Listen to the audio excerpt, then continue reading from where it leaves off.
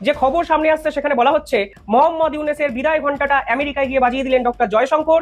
আজকে Donald Trump এবং ভারত একই সঙ্গে একটি শক্তিশালী জোট তৈরি করলেন, যেই জোটে মোহাম্মদ ইউনূসের বিদায় ঘণ্টাটা নিশ্চিত হয়ে গেল আজকে আমেরিকায়। বাংলাদেশ সেনাপ্রধান ওয়াকারুজ্জামান যে প্রথম থেকেই ডাবল গেম খেলছেন, এটা ভারতের সামনে এখন অনেকটাই স্পষ্ট।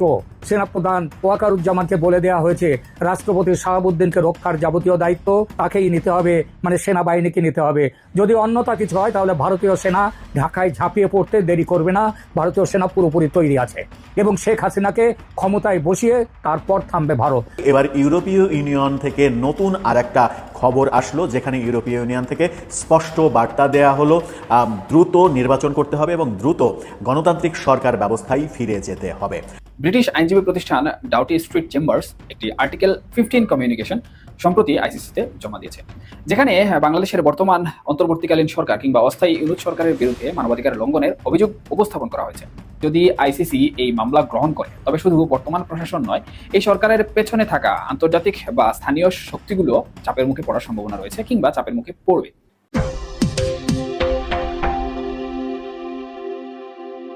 সম্মানিত দর্শক, আমাদের দেশের কি একটা অবস্থা হয়ে গেছে। আপনি কি প্রতিদিন দেশের খবর জানতে চান? তাহলে চ্যানেলটাকে অবশ্যই সাবস্ক্রাইব করবেন আর নিজেদের মন্তব্য ভিডিওর পিন কমেন্টে বলে আসতে পারেন। আর ভিডিওটা যদি ভালো লাগে তাহলে অবশ্যই ভিডিওটাতে একটা লাইক দিবেন। আর বেশি কথা না বাড়িয়ে আজকের যে মূল টপিকটা সেটা আমরা চলে যাই। তো চলুন স্ক্রিনের উপর ভিডিওটা দেখে নিই। বাংলাদেশ সেনাপ্রধান ওয়াকারুজ্জামান যে প্রথম থেকেই ডাবল গেম খেলছেন, এটা ভারতের সামনে এখন অনেকটাই স্পষ্ট।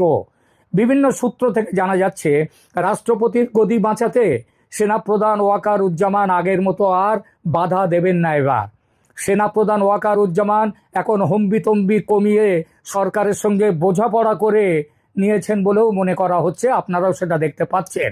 আগের মতো অন্তর্ভুক্তিমূলক নির্বাচন, অর্থাৎ আওয়ামী লীগকেও নির্বাচনে নিয়ে অংশ নিয়ে তাকেও নির্বাচনে অংশ দিতে হবে, এইসব কথা আর ওয়াকারুজ্জামানের মুখে শোনা যাচ্ছে না। মব তৈরি করে হত্যা, মারধর, ভাঙচুরের ঘটনা যথারীতি ঘটছে সারা বাংলাদেশ জুড়ে, সেনাপ্রধান চুপ। জানা যাচ্ছে মোহাম্মদ ইউনূসের পাশাপাশি সেনাপ্রধান ওয়াকার বিএনপি সুপ্রিমো খালেদা জিয়ার আস্থাভাজনের তালিকায় নাম তুলে নিয়েছেন। ফলে রাষ্ট্রপতি সরে গেলে সেনাপ্রধানের গদি যাওয়ার আশঙ্কা থেকে এখন মুক্ত ওয়াকারুজ্জামান।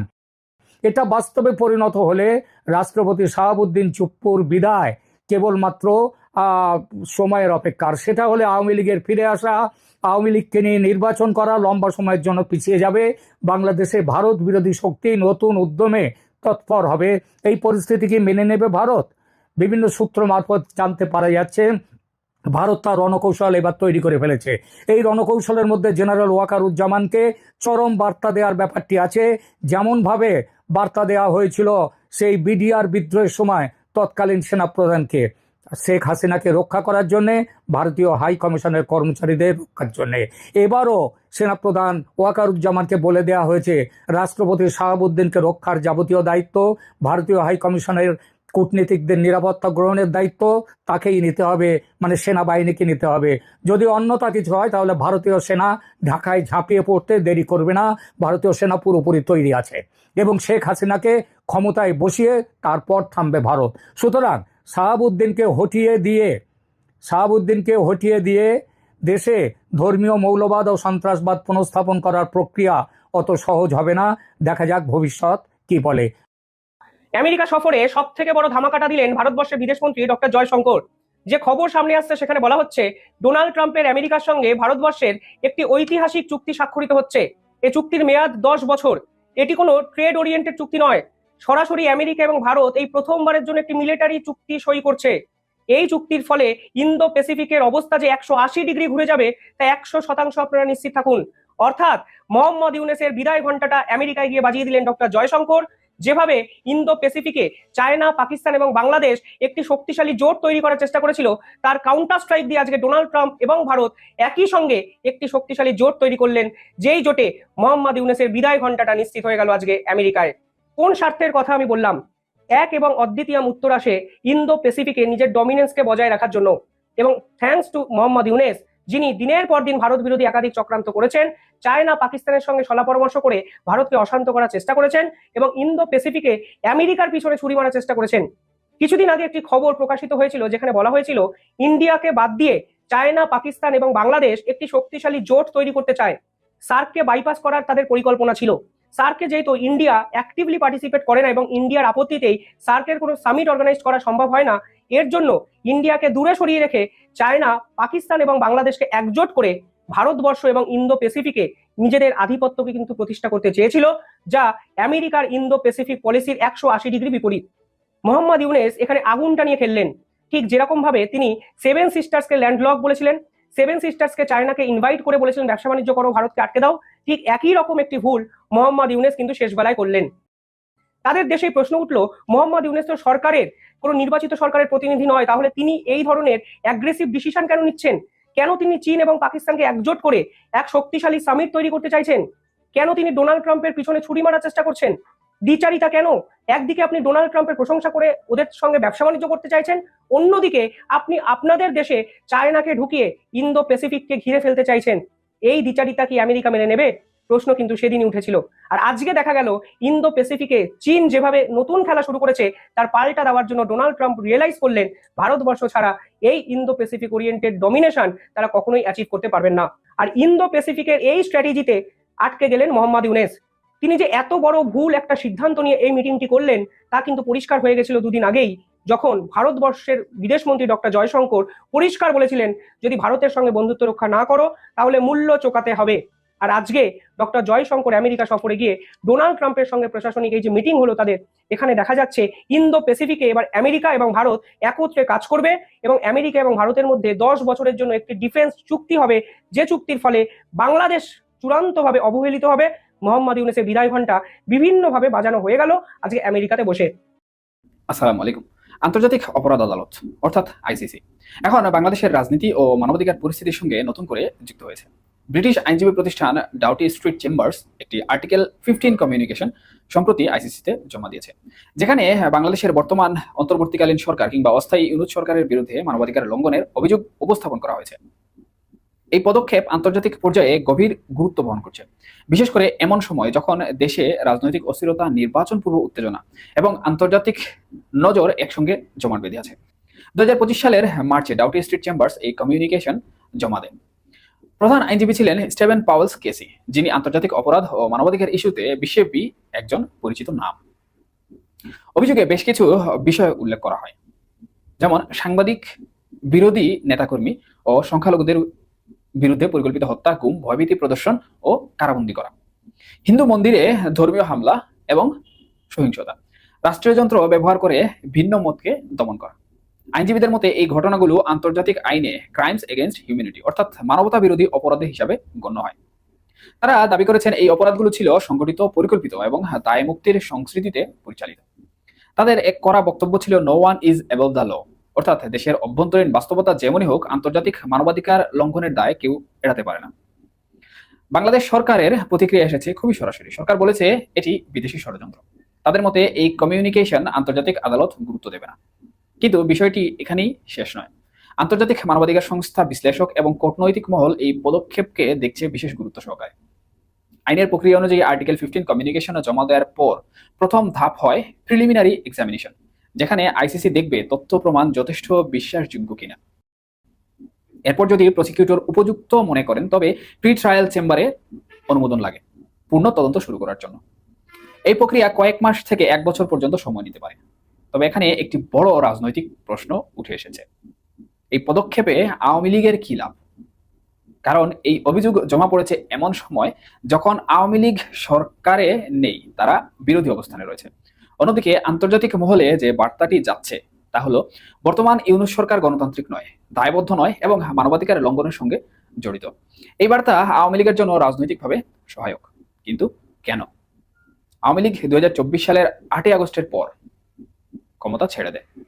এরপরই এই অস্থায়ী সরকার গঠিত হয়। এই প্রেক্ষাপট আপনারা সবাই জানেন। ফলে অভিযোগ সরাসরি আওয়ামী লীগের বিরুদ্ধে নয়। আন্তর্জাতিক মহলে যখন এই অস্থায়ী সরকারের বিরুদ্ধে অভিযোগ উঠছে তখন আওয়ামী লীগ নিজেকে সাংবিধানিক, নির্বাচিত এবং নিয়মতান্ত্রিক রাজনৈতিক দল হিসাবে তুলে ধরতে পারছে। আইসিসির মামলায় যদি প্রাথমিক তদন্ত শুরু হয় তবে পশ্চিমা বিশ্ব বা জাতিসংঘের মতো সংস্থাগুলো এমন সরকারের সঙ্গে সম্পর্ক রাখতে দ্বিধায় পড়তে পারে। এতে করে আওয়ামী লীগের আন্তর্জাতিক গ্রহণযোগ্যতা আরো বাড়তে পারে। আওয়ামী লীগ বলতে পারবে তারা ছিল নির্বাচিত সরকার, আর ইউনূস সরকার ছিল একটি অস্বচ্ছ রাজনৈতিক প্রকল্প। এতে করে তারা নিজেকে রাজনৈতিকভাবে ভিকটিম হিসাবে কিন্তু তুলে ধরতে পারবে আন্তর্জাতিক মহলে। অন্যদিকে যদি আইসিসি এই মামলা গ্রহণ করে, তবে শুধু বর্তমান প্রশাসন নয়, এই সরকারের পেছনে থাকা আন্তর্জাতিক বা স্থানীয় শক্তিগুলো চাপের মুখে পড়ার সম্ভাবনা রয়েছে কিংবা চাপের মুখে পড়বে। এবার ইউরোপীয় ইউনিয়ন থেকে নতুন আরেকটা খবর আসলো, যেখানে ইউরোপীয় ইউনিয়ন থেকে স্পষ্ট বার্তা দেয়া হলো দ্রুত নির্বাচন করতে হবে এবং দ্রুত গণতান্ত্রিক সরকার ব্যবস্থায় ফিরে যেতে হবে। তাহলে সরকারের যে নির্বাচন করা না করা এবং নির্বাচনের বিকল্প নানা ধরনের থিওরি নিয়ে আলোচনার কথা চারিদিকে শোনা যাচ্ছে, সেগুলো কি প্রোপাগান্ডা নাকি সেগুলো বাস্তবায়ন করা সম্ভব হবে না? ইউরোপীয় ইউনিয়ন থেকে এবার নতুন করে চাপ দেওয়া হয়েছে। সম্প্রতি বিদেশের মাটিতে একটি বৈঠক থেকে এরকম একটা চাপ দেওয়া হয়েছে, যে বৈঠকে ভার্চুয়ালি বাংলাদেশ থেকে বিএনপির একাধিক নেতাও অংশগ্রহণ করেছিলেন। কি বলছে গণমাধ্যম দৈনিক কালবেলা এই খবরটি নিশ্চিত করছে, তাদের শিরোনামটা দেখে নিতে পারেন। বাংলাদেশ দ্রুত গণতন্ত্রে প্রত্যাবর্তন করবে আশা চার্লস হোয়াইটলির। সেখানেই বলা হচ্ছে বাংলাদেশের সব চ্যালেঞ্জ অতিক্রম করে শিগগিরই গণতান্ত্রিক ধারায় ফিরে আসবে বলে আশা প্রকাশ করেছেন European external action service EEAS দক্ষিণ এশিয়া ডিভিশনের হেড এবং বাংলাদেশে ইউরোপীয় ইউনিয়নের সাবেক রাষ্ট্রদূত চার্লস হোয়াইটলি। ইউরোপীয় ইউনিয়নের ক্ষেত্রে খুবই গুরুত্বপূর্ণ একজন ব্যক্তি। তিনি এই মতামতটা দিয়েছেন যে বাংলাদেশে দ্রুত গণতান্ত্রিক প্রক্রিয়ায় ফিরতে হবে, এর কোনো বিকল্প নেই। সেখানেই যেটা বলা হয়েছে সেটা হচ্ছে যে গতকালকে বেলজিয়ামের রাজধানী ব্রাসেলসে বিএনপির একটি প্রতিনিধি দলের সঙ্গে বৈঠকে এমন আশাবাদ ব্যক্ত করেছেন। বৈঠকে আরও উপস্থিত ছিলেন EEAS এর সাউথ এশিয়া ডেস্কের 2 কর্মকর্তা। বিএনপির স্থায়ী কমিটির সদস্য এবং সাবেক মন্ত্রী ডক্টর আব্দুল মঈন খান ভার্চুয়ালি সেখানে যুক্ত হয়েছিলেন, আরও অনেকেই যুক্ত হয়েছিলেন। সেখান থেকেই এই আহ্বানটা জানানো হয়েছে যে বাংলাদেশের জনগণের প্রতি তাদের আস্থা রয়েছে এবং বাংলাদেশে যে সরকার ব্যবস্থা চলছে সেখান থেকে দ্রুত নির্বাচনের মাধ্যমে গণতান্ত্রিক প্রক্রিয়ায় বাংলাদেশ ফিরবে, এই প্রত্যাশা তারা করছেন। তার মানে বাংলাদেশ সরকারের উপরে একটা চাপ যে দ্রুত নির্বাচন করতে হবে এবং গণতান্ত্রিক সরকারের হাতে ক্ষমতা হস্তান্তর করতে হবে। কিন্তু নির্বাচন নিয়ে এবং গণতান্ত্রিক প্রক্রিয়ায় নির্বাচন হবে, গণতান্ত্রিক পন্থায় ফিরে যাওয়া যাবে নাকি নতুন পদ্ধতিতে চলে যাবে সরকার, সেটা নিয়ে বিস্তর আলোচনা হচ্ছে। জুলাই ঘোষণাপত্রের মাধ্যমে বাংলাদেশের বর্তমান যে সংবিধান, সেই সংবিধান স্থগিত করে দেওয়া হবে, নতুনভাবে সরকার গঠিত হবে এবং সেই সরকারে বাংলাদেশের বর্তমান যে রাষ্ট্রপতি তাকে সরিয়ে দেওয়া হবে, নতুন আরেকজন রাষ্ট্রপতি হবেন। সেই ক্ষেত্রে বিএনপি চেয়ারপারসন বেগম খালেদা জিয়ার নাম যেমন আলোচিত হচ্ছে, তেমনি প্রফেসর ইউনূস নিজেই রাষ্ট্রপতি হয়ে যাচ্ছেন এবং সরকার কাঠামোয় পরিবর্তন হচ্ছে, উপদেষ্টা পরিষদেও ব্যাপক রদবদল হচ্ছে। এই আলোচনাগুলো চলছে।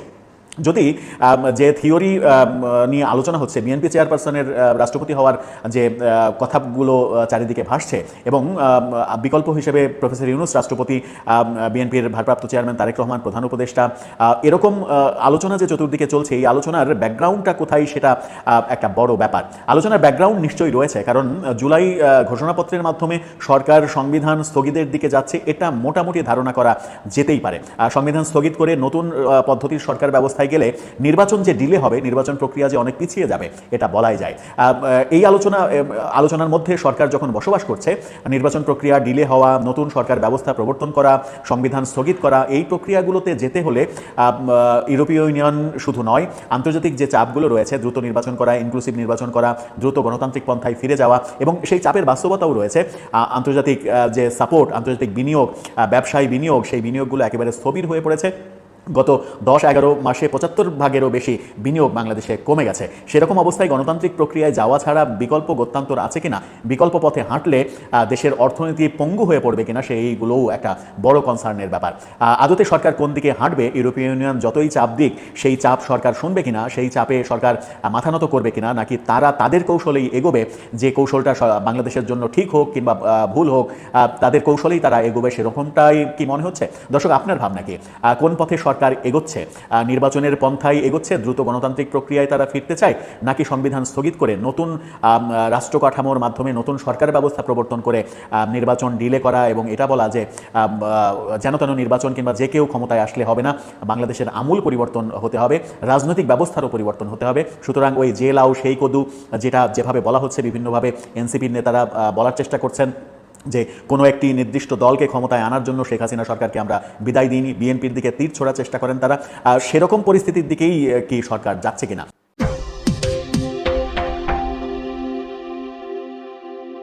সম্মানিত দর্শক, আমাদের দেশের কি একটা অবস্থা হয়ে গেছে। আপনি কি প্রতিদিন দেশের খবর জানতে চান?